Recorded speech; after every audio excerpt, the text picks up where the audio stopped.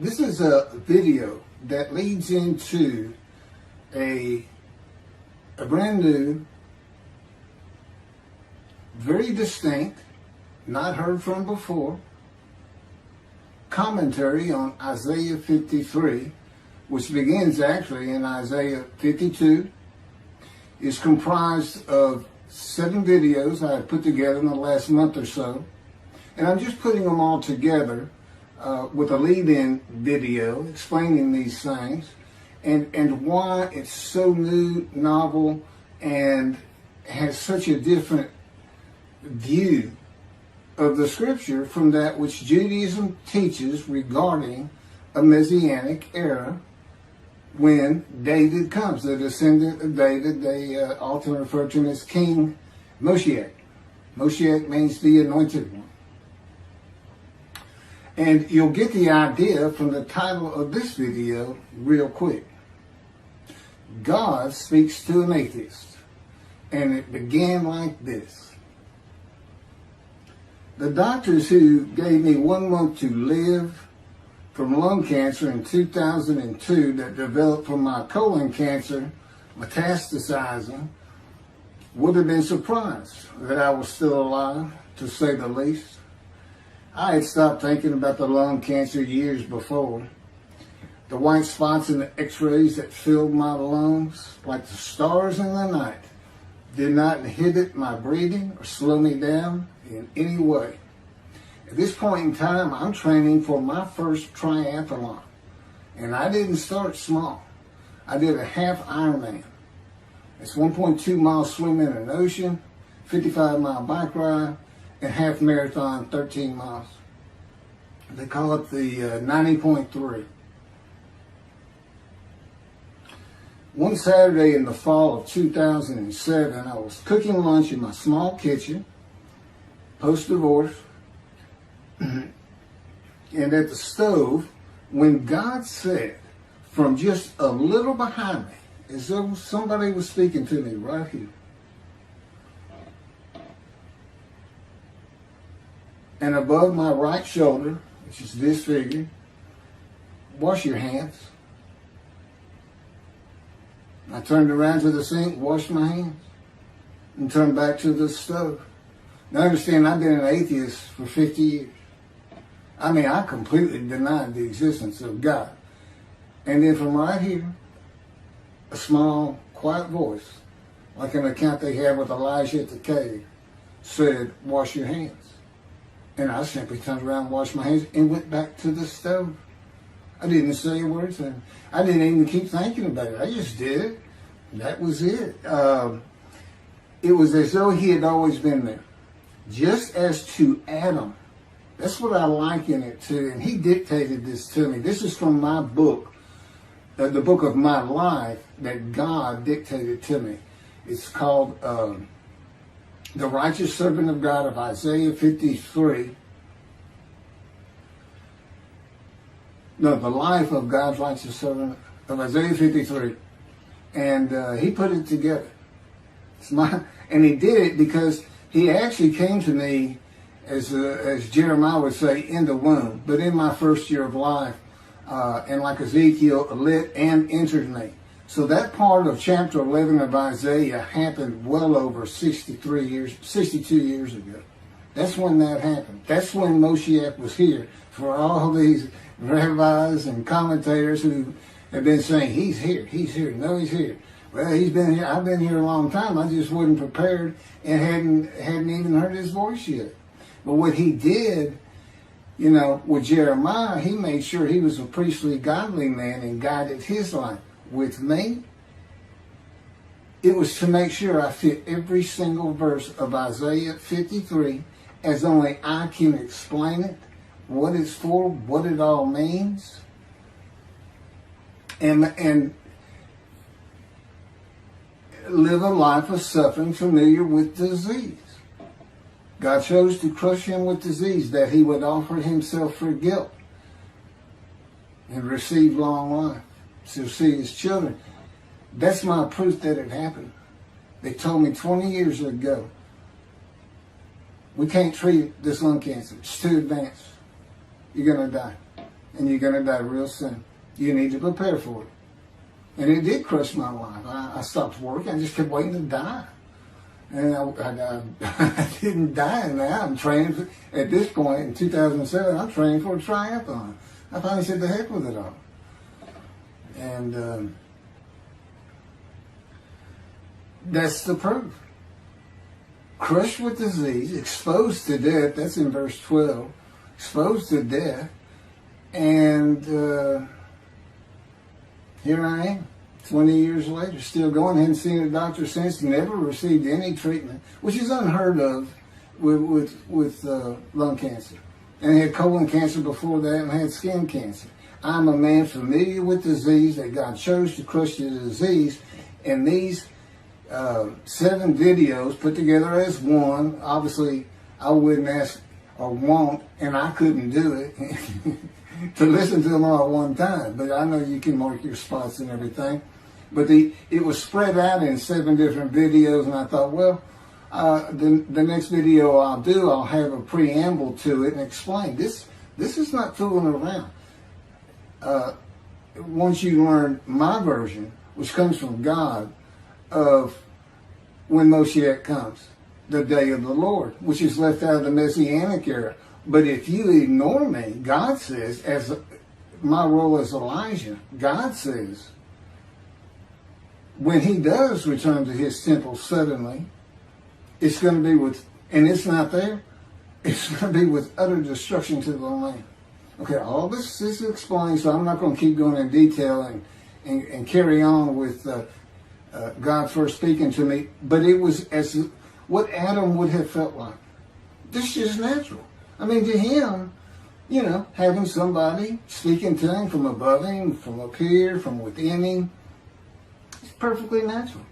And he wouldn't be falling down in reverence and I'm not worthy and all that. It would just be, this person's always talking to me and telling me what to do. The fact that he doesn't see him wouldn't probably enter into his mind. Just, you know, that's just the natural order of the world for Adam and me. Particularly today, 13 years later. Still in God's fire of refinement, preparing me. And now we have the books, they're unpublished. Jewish publisher, Christian publishers, I dare not even send it to them. Because how harsh I am on Jesus Christ, who said he was the man of Isaiah 53. And it's because of him I had to get crushed with cancer. That's what that's all about. God doesn't have to crush you to make you offer yourself for guilt. He just seized Ezekiel and put him through the fire of refinement, the anguish of it, and sent him off to be a prophet to the Assyrian, Babylonian exiles, of which he was one, actually. The book of Ezekiel is the key to Isaiah 53. That's my backup. See, God, these videos, everything, the way where he put angel of his presence and Holy Spirit, that Judaism doesn't recognize. A host of the Lord's host. It's in the book of Joshua, one time. He did it so they wouldn't find it. He knew what this was going to be about. These are my proofs. This is what it's all about. He set it up for me to be this controversial. You just got to take the Messianic era of Judaism and toss it out the window. And you'll understand why when God has me explain it to you. He controls everything I do, think, and say. Finishing preparing lunch and ready to watch a Texas A&M football game, I headed to the living room and God said, "Get a napkin." I turned back to the kitchen and got a paper towel. Sitting on the couch from about the same place.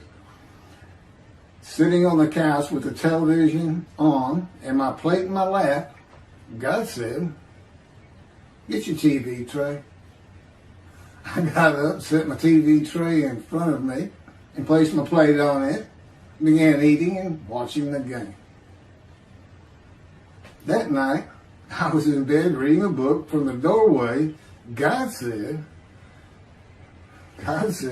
"Tomorrow we're going to Bed Bath & Beyond, the store, to buy a shower curtain, sheets, pillowcases, and shop in general for things that you need. I said, okay, and continued reading my book. That's God spoke to an atheist. That's how it started. We call it the early years now when we talk about it. It was so different from the way things are and all the same in the same breath. And I have since learned this. It was by his power upon my emotions and thoughts that his presence with me was though he had always been there. In other words, when you read in the Hebrew Bible, God calls somebody's name like little Samuel, and he says, here I am. Here I am.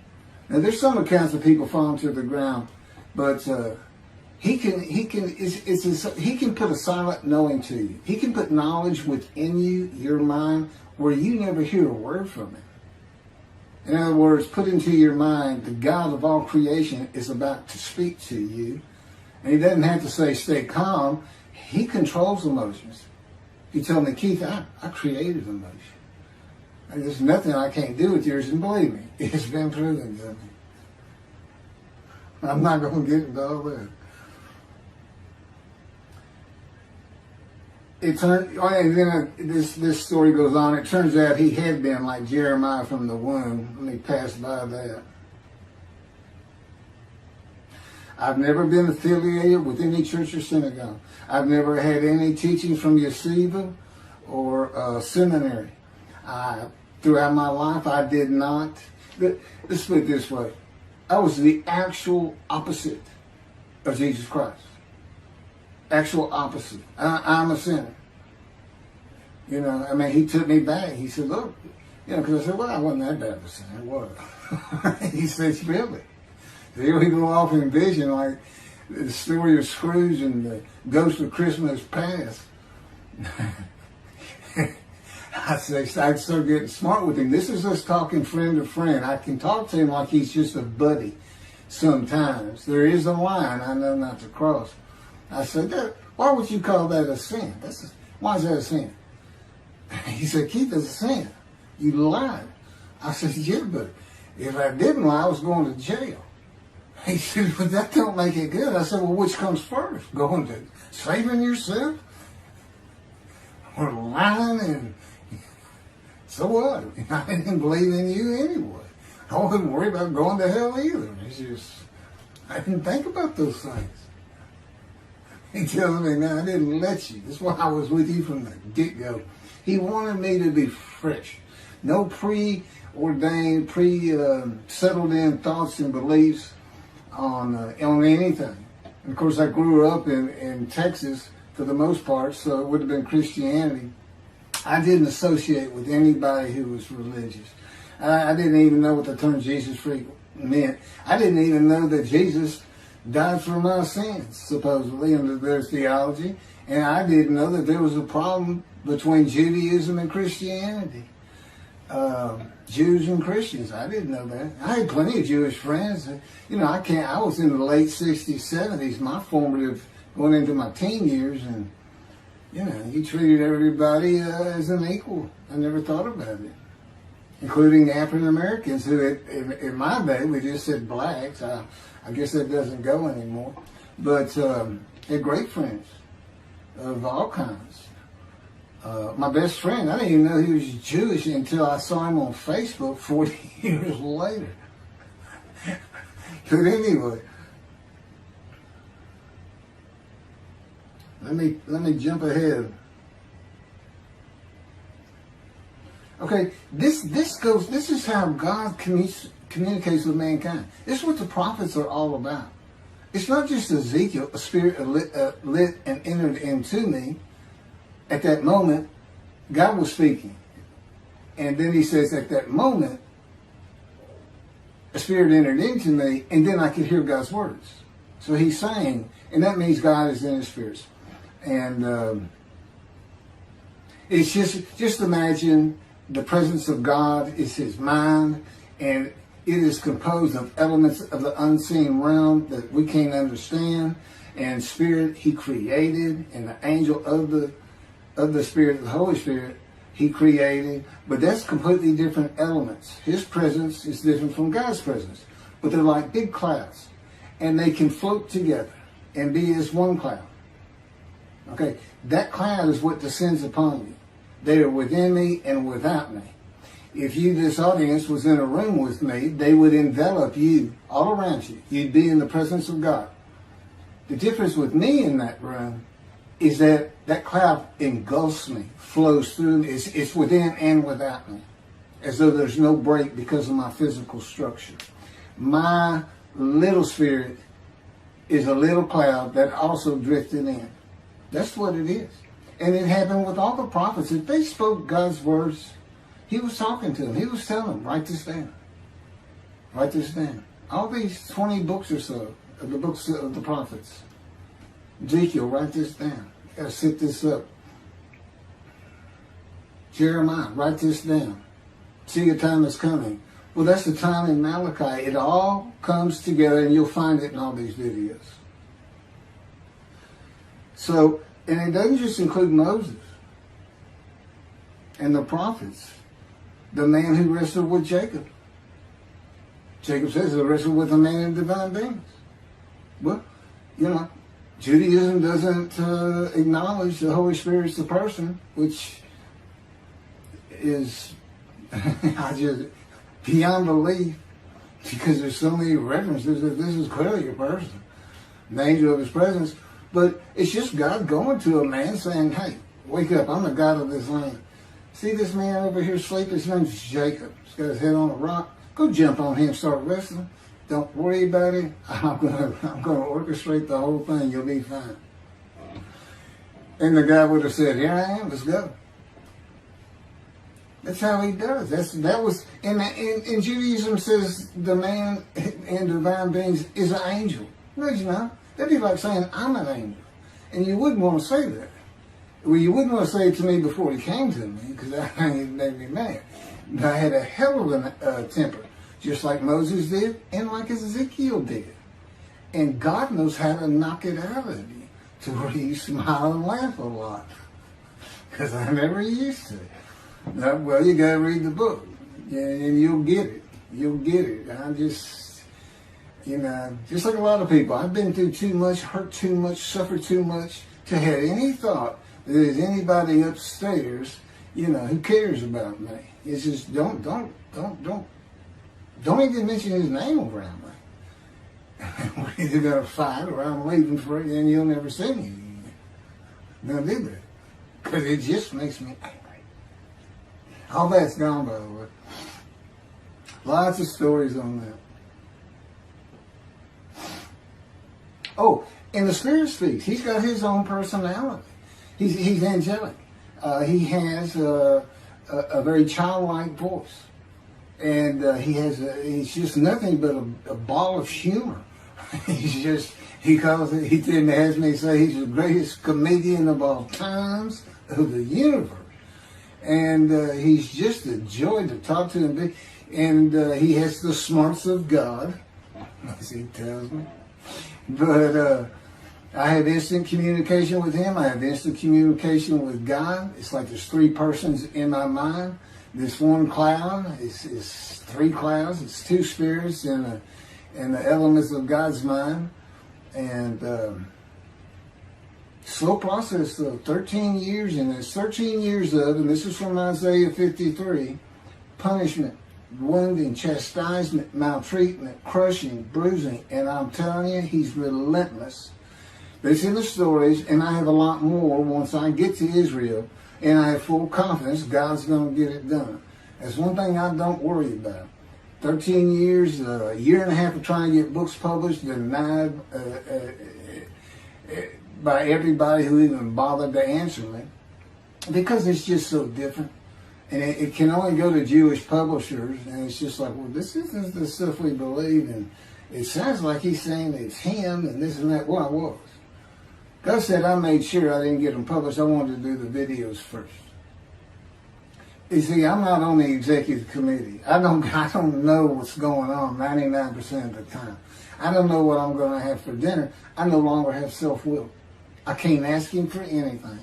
There's all kinds of reasons for that, such as, if one of my kids gets sick and he doesn't heal them up, cancer or something, am I going to be disappointed? Am I going to be hurt? The answer is no. He's trained me too well to even bother asking him. If he's going to do it, he's going to do it. I know he has the knowledge, and he's right here with me. So, it's a long, detailed process. I know things from his perspective. This is another reason the Messianic era is not going to happen. And it comes out in these films. But the Holy Spirit, the angel of his presence, we're friends. God says, I can't be friends with human beings. I said, well, we're friendly with each other. He said, yes, that's right. I said, I Googled this, and technically you are my friend. He said, well, I know, but I just don't acknowledge you. I said, why? He said, because I'm God. That's the way I am. I get to do whatever I want. Now, he's just messing with me. He's just like having a friend. Of course, it's a true statement. He can do whatever he wants. But he's pretty stately and regal. But, again, we live together. I've lived with him for 13 years now. And it's never going to end until I die. I wouldn't even know what to do. He said, if I let you, you're going to fall down dead. You're not supposed to be alive. I keep you alive. He said, I took that cancer from you, but I just put it back in if you do something that makes me want to leave. I said, well, what am I going to do? No self-will. To an extent, no self-thought. And I told him, I'm not even a human being anymore. He said, well, what are you? I said, I don't know. I'm a man in divine beings, but I'm not human. I don't have self-will. That's what distinguishes the human being from the animal. He said, but I'm being the human for you. I'm providing your self-will. So you do, in a way, have it. So you're still a human being. I said, well, I'm dead. He said, why are you dead? I said, because it's like my brain's not connected to my spirit anymore. It's like you're sending all the information in. And that's about heaven. I haven't lived the existence in heaven as to my thoughts, because in heaven you won't have a mind. The heaven for the Jewish people only, I might add. You won't have a mind. God's got to provide it for you. He's got to be you for you as a completely new and different creature. But still you. It's a very amazing story on how that does. And I'm taught all these things and literally experience them, not only in the real, but in visions. I've had more visions than, if you count every single vision in the Hebrew Bible and the New Testament, I've had easily double that. And I'm a walking visual. God's communication, and this actually shows up in the story of Moses. He won't let me tell right now.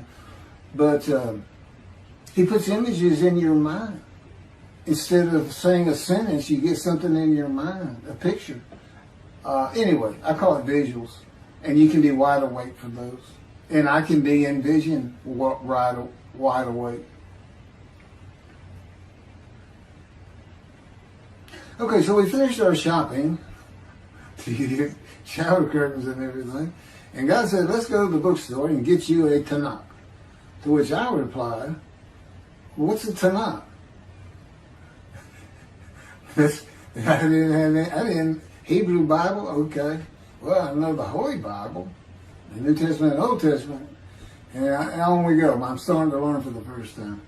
At Barnes & Noble's, we looked at all the Hebrew Bibles and purchased the Jewish Publication Society's Tanakh, the Holy Scriptures, which is a translation that began in 1956. It was published in 85. Men who spent 30 years on the Leningrad Codex, the oldest Hebrew Bible in existence. They started from scratch. I hear these rabbis and people saying, well, I know what these translations are. This and that, and this, and that. And God says, just go where the JP is. They hit it right just about every single time. I've only found one thing that I don't understand how they missed it. But it's in 53. This is the 1985 edition. That's the best translation you can get out there. And I don't just hear God speak to me.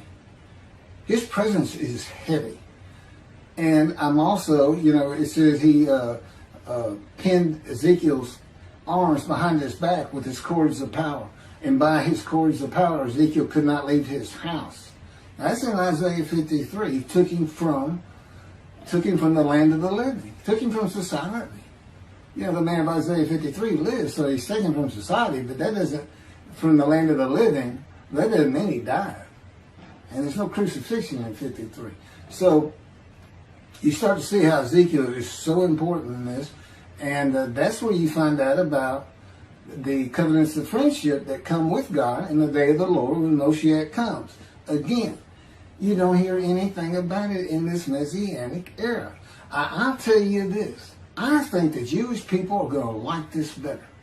I think throwing out all that rubbish Judaism has been teaching from back in antiquity, that's where they're stuck, and see what's really going to happen with God coming back, a man in divine beings, with the capabilities of Moses, Elijah, the descendant of David. All their attributes, okay, are in me. I can be each and every one of them, and I can be all four of them at one time. And God can speak through me. So it's going to be fun, and he wants his temple rebuilt. That's the purpose of Isaiah 53. It says a purpose which might prosper of God. But it doesn't tell us what the purpose is. Well, we find it in Malachi 3. I'm sending my messenger before me to clear the way for me, and I shall return to my temple suddenly. But the covenant that comes with David says, I'm going to place my sanctuary amongst you. He already knows it's not going to be there. And then we have Elijah in Malachi 3. Well, he's got a purpose that might prosper. And if it doesn't, God comes with utter destruction to the land. And again, you don't hear it with the Messianic era. Utter destruction to the land. There's 7 million Israeli Jews. How can you not read that and go, that sounds an awful lot like I'm going to raise up armies against you? How can you just ignore that? Well, anyway, we're getting it fixed up. And the purpose that might prosper, I never believed that. I think that just hooks the man of the righteous servant of God of 53. I think that puts him with, he's got the same purpose as Elijah. Elijah is supposed to bring the families back together through the laws and teachings God gave Moses, or being mindful of them. That's the new covenant. It's an amendment. It's an amendment that also has a new inclusion of sin forgiveness. Over the last 63 years, God's presence has resided in Texas, Louisiana, Florida, and Hawaii. And he is more than ready to return to his land, Israel. Because wherever I am is where his presence is, and those are all the different states I lived in over this time period. Wherever I go. As a matter of fact, if you see me in Israel down at the old city or down at Tel Aviv, you can turn to your friend and say, hey, I know where God is. I said, really? I thought he left. Some people say he died. He said, no, you see that guy over there? He's all around that guy. And some say inside too. That's what it's going to be like. God says, when we get to Israel, we're never leaving again. I said, I wanted to see Great Britain. He said, it's like, did you just ask for something? I was like, oh.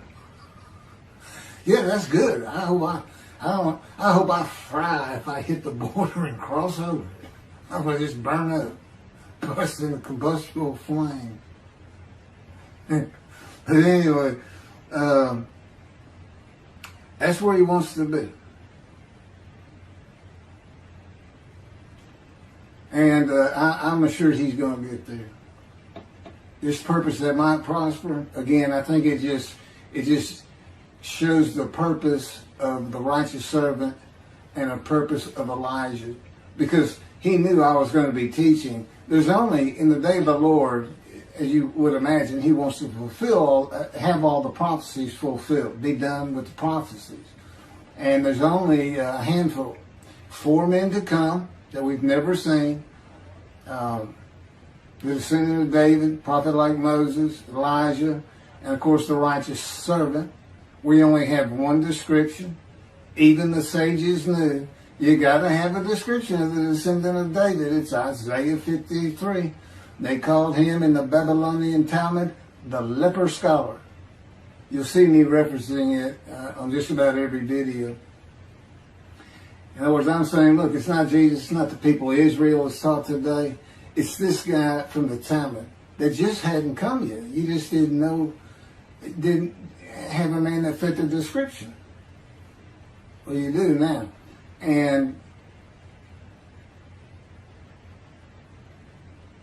two covenants. The friendship covenant, which is actually in two parts, Ezekiel 34 and Ezekiel 37. One part of which is, I'm going to put my sanctuary amongst my people. And the other part, interesting enough, has to do with the land blooming again, which is Jeremiah 31. See, a time is coming, the land will bloom again. See, a time is coming, the cities, after desolation of many years, 2,000 plus actually, will be restored and Jerusalem rebuilt. And the Jews shall never be defeated again. Okay, now we just talked about utter destruction likened to armies being raised. But here it is in this friendship covenant, in this, Jerusalem being rebuilt. If that's done, then you'll never be defeated again. So, you look at it and go, well, there's kind of a problem between those two. And what I think it means is he's going to get the temple built now that Jerusalem's been rebuilt and he's come. That this might prosper because, it kind of gets you. So what is the purpose of God might prosper? Who thought you could do everything? And he said, well, in a large part, my people got to listen to you. They got, especially the rabbis, they never listen to my prophets. They're all full of themselves. Think they know everything. Boy, he starts getting angry. And see, that's not good for me. Because all of a sudden he wants to make me better, which means suffering. You got to keep him away from those moves. I'll tell the Spirit, say something funny. You're the funny guy around here. We talk friend to friend too. Well, anyway, I'm going to let you. There's a lot more, but this story's in my book. Hopefully, after spending time and understanding who I am, that this is here. It's happening. I don't care what the rabbis think or say. Look, I'm a prophet of God. I'm a man in divine things. If I say something contrary to what they think and say and believe, they're wrong automatically. It's a given because God is the one telling me all these things. It's His book. They're wrong automatically. And He is livid that I'm having this problem with Isaiah 53 being the people Israel. Well, it's in the videos, but you ought to see the arguments they really put back before that for Isaiah 53:10 and other verses. Rabbi Tovia Singer, Irish Judaism, he went Christian. The Christians went to the laws of Leviticus, animal sacrificial laws, and said Jesus is the unblemished lamb. That's why, and they're using, Leviticus where you could offer a lamb and for unintentional sins, but nevertheless, they turned it into he was a human sacrifice, which he says himself. He says, God no longer wants bulls and goats for sin. He prepares my body for sacrifice. It's human sacrifice, and God made the sacrifice to Gentiles so they didn't have to obey His commandments and laws. From an atheist who comes in with no religious background, I read that and I look up face to face with God wherever He is that moment, and I say, you got to be kidding me. People believe this? He said about 2 billion right now. He said, I'm not going to bother trying to tell you how many there's been in 2,000 years. God made a human sacrifice to me so I can go to heaven and I can go kill somebody if I want to. I can go rob someone. I can go beat my wife and my kids. I accept Jesus again. God was teaching me the New Testament, and this guy at one of these mega churches came up to me and says, if you do accept Jesus Christ, you're not just forgiven of all sins that you have committed. You're forgiven of every sin you're going to do in the future. I said, really? He said, yes, really. He said, Jesus knows you're going to do it, and he already forgave you. I said, what? Okay. So if you're a Christian, you can just sin all the time because Jesus knew you was going to do it. That's a good, I hadn't actually heard that taught, but that's the effect of it. Okay. This year in Jerusalem. Enjoy the books. Don't try to listen to the videos. Don't try to watch them all at one time. But what I did is I put them together for you in the order they should be. And I just thought it'd be easier. And we're kind of coming to the end of our videotaping for a little while, it seems like. Again, I'm not on the executive committee with God and His Spirit. I never really know what we're going to do next. And the books are at keithmccarty.wordpress.com. You can find that on my YouTube channel. I guess that's about it.